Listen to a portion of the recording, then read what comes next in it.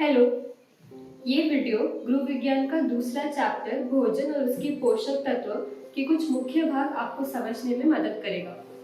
इस चैप्टर में 3 मुख्य भाग हैं: भोजन के कार्य, पोषक तत्वों के कार्य और उनके स्रोत, और पोषक तत्वों की कमी से होने वाली बीमारियां। हालांकि इस वीडियो में हम सिर्फ दूसरे भाग पोषक तत्व और उनके स्रोत और उनके कार्य पर ही ध्यान देंगे। तो चलिए शुरू करते हैं। आपने टीवी पे हॉर्लिक्स या कॉम्प्लान की एड में देखा होगा कि वो हमें बोलते हैं उसे पीने से हमारे शरीर को सारा पोषण मिल जाएगा। पर ये पोषण होता क्या है? हमारा खाना पचने के बाद पोषण में बदल जाता है। पोषण हमें दिखाई नहीं देता। पोषक तत्व हमारे खाने में उपस्थित वो अदृश्य घटक है जो हमारे स्वास्थ्य के लिए बहुत आवश्यक है। हमारे खाने में 7 प्रकार के पोषक तत्व होते हैं। हो सकता है आपको परीक्षा में पूछा जाए कि खाने में उपस्थित पोषक तत्व कौन से होते हैं। आप उनको इस पंक्ति की मदद से याद रख सकते हैं: आरेख व विप्रो का खाना। इस पंक्ति का हर अक्षर हमें एक पोषक तत्व के बारे में याद दिलाता है। पा यानी पानी, रे यानी रेशे, ख यानी खनिज, व यानी वसा, वी यानी विटामिन, प्रो यानी प्रोटीन और का यानी कार्बोहाइड्रेट। आरेख व विप्रो का खाना।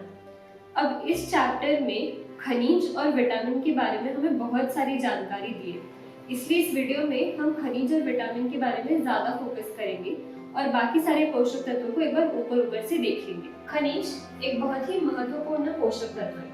हमारे शरीर के अंदर कई अंग होते हैं, जैसे लिवर, किडनी, हड्डी, हमारा दिल। ये सारे अंग कई ऊतकों को जोड़ के बनते हैं और इन ऊतकों के विकास के लिए खनिज बहुत जरूरी है। इन ऊतकों में खनिज उपस्थित होते हैं। इस चैप्टर में हमें 3 खनिजों के बारे में सिखाया गया: कैल्शियम, लोहा और आयोडीन। कैल्शियम के 3 मुख्य कार्य होते हैं। पहला ये कि वो हमारे हड्डियों के विकास के लिए बहुत जरूरी होता है। दूसरा, वो हमारे दांतों की मजबूती के लिए बहुत जरूरी होता है। और तीसरा, चोट लगने पर अतिरिक्त खून ना बहे, उसमें कैल्शियम बहुत ही महत्वपूर्ण भूमिका निभाता है। अगर हमारे शरीर में कैल्शियम की कमी हो तो दूध या दूध से बनने वाली चीजें जैसे दही, पनीर, चीज, छाछ, लस्सी, इन सब चीजों से हमें कैल्शियम मिल सकते हैं। इसके अलावा हरी पत्तियां वाली सब्जी जैसे धनिया, पालक, मेथी, ये सबको खाने से हमारे शरीर में कैल्शियम की मात्रा बढ़ती है। दूध से बनी हुई चीजें और हरी पत्तियों वाली सब्जी। दूसरा खनिज है लोहा। पहले हम ये समझने की कोशिश करते हैं कि लोहा का महत्व क्या होता है। हमारे खून में हीमोग्लोबिन होता है। ये हीमोग्लोबिन ही है जो हमारे शरीर के अलग अलग अंगों पे ऑक्सीजन पहुंचाता है। आप ये तो जानते हैं कि ऑक्सीजन हमारे जीवित रहने के लिए बहुत जरूरी है। तो अगर हमारे खून में हीमोग्लोबिन कम होगा तो हमारे शरीर के अलग अलग अंगों को ऑक्सीजन नहीं मिलेगा। इसके कारण या तो हम जल्दी थक जाएंगे, या तो हम जल्दी बीमार पड़ जाएंगे, या हमारे विकास में रुकावटें आएंगी। लोह युक्त पदार्थ खाने से हमारे शरीर में और हमारे खून में हीमोग्लोबिन की मात्रा बनी रह सकती है, जैसे कि हरी पत्ती वाली सब्जियां, फलियां, खजूर, गुड़।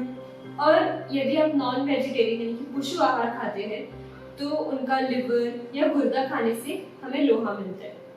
तीसरा खनिज है आयोडीन। आयोडीन भी हमारे विकास के लिए बहुत जरूरी है। यदि हमारे शरीर में आयोडीन की कमी हो तो उससे हमें बौनापन हो सकता है। इसके अलावा हमारे शरीर में थायराइड नाम का एक केमिकल होता है और इस केमिकल का स्तर सही रखने के लिए आयोडीन की भूमिका बहुत जरूरी है। आयोडीन हमें मुख्य तौर पर समुद्री भोजन से या फिर आयोडीन युक्त नमक से मिलता है। अब हम आते हैं विटामिन पर। विटामिन को भी हम विस्तार से पढ़ने के बजाय उनको याद रखने के लिए कुछ मुख्य टिप्स देखेंगे। मुख्य तौर पे 6 विटामिन होते हैं। इन 6 विटामिन को इस शब्द से याद रख सकते हैं: केट बी, CAKED बी। इसमें से हर अक्षर, हर लेटर एक विटामिन है। Vitamin C, vitamin A, vitamin K, vitamin E, vitamin D, vitamin B. इस शब्द के पहले और आखिरी विटामिन यानी विटामिन सी और विटामिन बी जल घुलनशील विटामिन है, यानी कि ये जल में घुलते हैं। पर बीच में दिए गए सारे विटामिन यानी कि A, K, D, E वसा घुलनशील विटामिन है, यानी कि ये वसा यानी फैट में घुलते हैं। अब हम ये याद रखने की कोशिश करेंगे कि इन सारे विटामिन के कार्य क्या है। इस बार भी हम बी को सबसे अंत में रखेंगे, लेकिन बचे हुए सारे अक्षरों को इनके सही क्रमांक में डाल देंगे तो हमें मिलता है ACDEKB। यदि हम हमारे शरीर से ऊपर से नीचे जाए तो हमें एक एक विटामिन का कार्य याद आ जाएगा। सबसे पहले आता है विटामिन ए और आती है हमारी आंखें। विटामिन ए हमारी आंखों की सेहत के लिए और उनकी रोशनी के लिए बहुत जरूरी है। फिर आता है विटामिन सी और हमारे दांत और हमारी गर्दन। विटामिन सी हमारे दांतों और मसूड़ों की सेहत के लिए जरूरी है, और जैसे हमारी गर्दन हमारे शरीर को सर से जोड़ता है, वैसे ही विटामिन सी हमारी सारी कोशिकाओं को जोड़ के रखता है। फिर आता है विटामिन डी और हमारे हाथ। मुझे इससे याद आता है कि विटामिन डी हमारी हड्डियों की मजबूती के लिए बहुत जरूरी है। फिर आता है विटामिन ई और हमारा पेट। विटामिन ई ऊतकों को नष्ट होने से बचाता है और गर्भावस्था में उसकी एक मुख्य भूमिका होती है। उसके बाद आता है विटामिन के। हम थोड़ा और नीचे जाते हैं और हमें मिलते हैं हमारे घुटने। जब मैं छोटी थी तो मुझे सबसे ज्यादा चोट अपने घुटनों पर ही लगती थी, और विटामिन के ऐसी चोट लगने पर अतिरिक्त खून के बहाव को रोकने में मदद करता है। फिर आता है विटामिन बी, जो हमने सबसे आखिर में रखा था। विटामिन बी के कई सारे प्रकार होते हैं और ये सारे प्रकार हमारे शरीर की पूर्ण विकास और ऊर्जा बरकरार रखने में जरूरी होते हैं। इस वीडियो की शुरुआत में हमने पारेख और विप्रो का खाना, इनसे हमारे 7 पोषक तत्व याद किए थे, जिसमें से हमने खनिज और विटामिन को विस्तार में देखा। अब हम बाकी पोषक तत्वों को भी एक बार जल्दी से देख लेते हैं। पहला है पानी। पानी हमारे शरीर के तापमान को संतुलित रखने के लिए और खाना पचाने के लिए जरूरी है। दूसरा है रेशे। रेशे हमारी मल निकलने की प्रक्रिया को सरलता से होने में मदद करता है। ये हमें फल, सब्जी, साबुत गेहूं, गाजर, मटर और हरी पत्तियों वाली सब्जियों से मिलता है। तो खनिज की बात आता है वो वसा। वसा यानी कि फैट। वसा हमारे शरीर में उचित मात्रा पर होने पर शरीर को गर्म रखने में मदद करता है और हमें ऊर्जा प्रदान करता है। इसके अलावा जैसे कि आपको याद होगा, वसा में कई विटामिन घुलते हैं।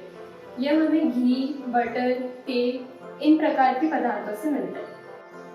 उसके बाद है बी विटामिन और फिर प्रोटीन। हमारे शरीर में जितने भी मसल्स हैं, मांसपेशियां हैं, वो प्रोटीन से बनी होती है। प्रोटीन हमें दाल, फलियां या फिर पशु आहार खाने से मिलता है। आखिरी पोषक तत्व का से है, यानी कार्बोहाइड्रेट। कार्बोहाइड्रेट हमारे शरीर में ईंधन का काम करता है और ये 2 प्रकार का होता है, शर्करा और स्टार्च। शर्करा से आपको शक्कर याद आएगा। आप याद रख सकते हैं कि शर्करा हमें मीठी चीजों से मिलता है, जैसे चीनी, गुड़, मिठाई वगैरह। दूसरा है स्टार्च। स्टार्च हमें गेहूं, चावल, किसी भी अनाज या आलू जैसी सब्जियों से मिलता है। इस वीडियो के लिए इतना ही। याद रखिए, हमने पूरा चैप्टर कवर नहीं किया है, तो इसके बचे हुए जो छोटे छोटे भाग है वो आप एक बार खुद से जरूर पढ़ लें। मुझे अभी किचन से खुशबू आ रही है, तो मैं जाके देखूंगी कि मुझे आज कौन से पोषक तत्व मिलने वाले हैं। तब तक आप मुझे कमेंट बॉक्स में बताइए कि पोषक तत्व क्या है और हम भोजन क्यों खाते हैं।